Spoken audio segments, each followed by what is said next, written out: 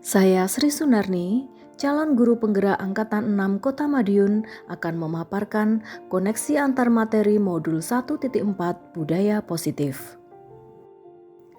Tugas kali ini berisikan tentang pertanyaan dan jawaban tentang budaya positif.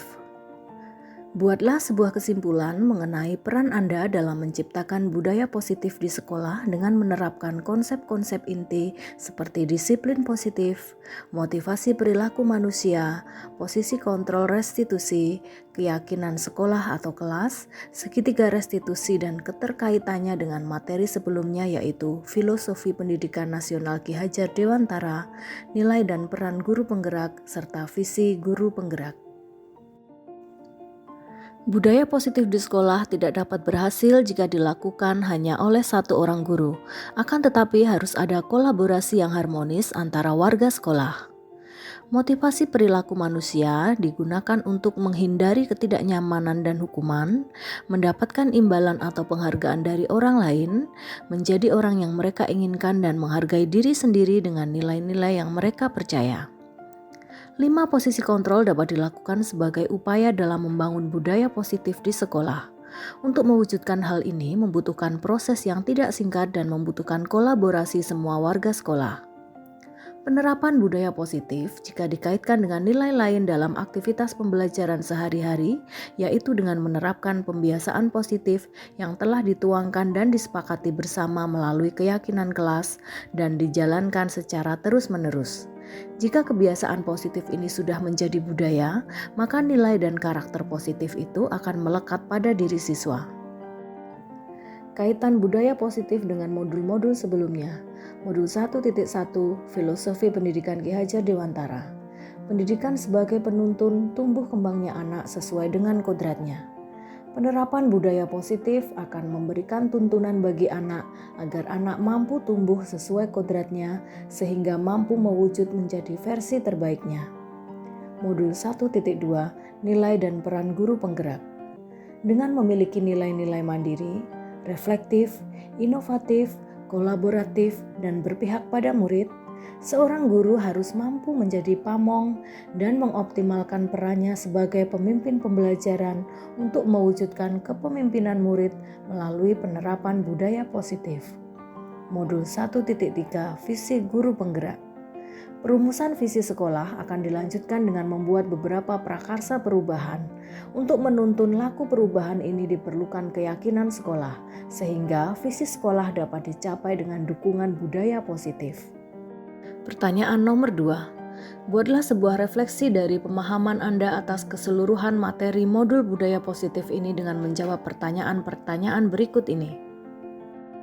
Sejauh mana pemahaman Anda tentang konsep-konsep inti yang telah Anda pelajari di modul ini, yaitu disiplin positif, teori kontrol, teori motivasi, hukuman dan penghargaan, posisi kontrol guru, kebutuhan dasar manusia, keyakinan kelas, dan segitiga restitusi. Adakah hal-hal yang menarik untuk Anda dan di luar dugaan? Disiplin positif dan motivasi. Sebagai pendidik, tujuan kita adalah menciptakan anak-anak yang memiliki disiplin diri, yaitu untuk menjadi orang yang mereka inginkan dan menghargai diri sendiri dengan nilai-nilai yang mereka percaya, tanpa terpengaruh adanya hukuman ataupun penghargaan. Sehingga mereka bisa berperilaku dengan mengacu pada nilai-nilai kebajikan universal dan memiliki motivasi intrinsik, bukan motivasi ekstrinsik. Menurut Ki Hajar Dewantara, untuk menciptakan murid yang merdeka, syarat utamanya adalah harus ada disiplin yang kuat. Disiplin yang dimaksud adalah disiplin diri yang memiliki motivasi internal. Peraturan kelas beralih menjadi keyakinan kelas. Mengapa keyakinan kelas? Mengapa tidak peraturan kelas saja? Suatu keyakinan akan lebih memotivasi seseorang dari dalam atau memotivasi secara intrinsik. Seseorang akan lebih tergerak dan bersemangat untuk menjalankan keyakinannya daripada hanya sekedar mengikuti serangkaian peraturan. Hal ini dikarenakan keyakinan kelas merupakan hasil kesepakatan curah pendapat setiap warga kelas, bukan peraturan yang ditetapkan oleh guru. Pemenuhan kebutuhan dasar. Ada 5 kebutuhan dasar manusia, yaitu kebutuhan untuk bertahan hidup, cinta dan kasih sayang, kebebasan, kesenangan, dan kekuasaan. Ketika seorang murid melakukan posisi kontrol, ada suatu model disiplin yang berpusat pada murid yang disebut dengan pendekatan restitusi atau 5 posisi kontrol. Kelima posisi tersebut adalah sebagai penghukum, pembuat orang merasa bersalah, teman, monitor, dan manajer. Sebagai pendidik diharapkan mampu menerapkan disiplin restitusi di posisi manajer agar dapat menciptakan lingkungan yang positif, aman, dan nyaman. Segitiga restitusi. Restitusi membantu murid menjadi lebih memiliki tujuan, disiplin positif, dan memulihkan dirinya setelah berbuat salah. Penekanannya bukanlah pada bagaimana berperilaku untuk menyenangkan orang lain atau menghindari ketidaknyamanan, namun tujuannya adalah menjadi orang yang menghargai nilai-nilai kebajikan yang mereka percayai. Tahapan dari segitiga restitusi ini adalah menstabilkan identitas, validasi tindakan yang salah, dan menanyakan keyakinan. Perubahan apa yang terjadi pada cara berpikir Anda dalam menciptakan budaya positif di kelas maupun sekolah Anda setelah mempelajari modul ini? Untuk menciptakan budaya positif, saya harus memahami tentang konsep disiplin positif, keyakinan kelas, pemenuhan kebutuhan dasar manusia, posisi kontrol, dan segitiga restitusi. Saya mulai merefleksikan budaya positif yang ada di sekolah. Saya berusaha melakukan perbaikan dalam bentuk penerapan budaya positif sesuai dengan modul yang saya pelajari. Misalnya, jika sebelum belajar modul ini posisi kontrol yang saya dominasi adalah penghukum, membuat orang merasa bersalah, teman atau pemantau, setelah mempelajari modul ini saya mulai merubah posisi kontrol saya menjadi manajer. Pengalaman seperti apakah yang pernah Anda alami terkait penerapan konsep-konsep inti dalam modul budaya positif, baik di lingkup kelas maupun sekolah Anda? Sebelum mengikuti program guru penggerak, saya telah membuat kesepakatan belajar dengan anak yang saya sebut sebagai kontrak belajar. Kebanyakan pernyataan-pernyataan yang dituliskan di dalam kesepakatan kelas ini merupakan hasil pemikiran saya sebagai guru. Namun setelah saya mempelajari modul ini, maka saya mulai membuat keyakinan kelas bersama anak dan saya menyertakan anak-anak untuk berpartisipasi dalam merumuskan keyakinan kelas yang akan mereka pedomani sebagai penuntun laku mereka di kelas. Bagaimana perasaan Anda ketika mengalami hal-hal tersebut? Saya sangat bersyukur bahwa dengan membuat keyakinan kelas dengan melibatkan anak-anak, mereka lebih berpikiran terbuka dan mulai tumbuh keberanian untuk bercerita tentang ketidaknyamanan yang pernah mereka alami di kelas.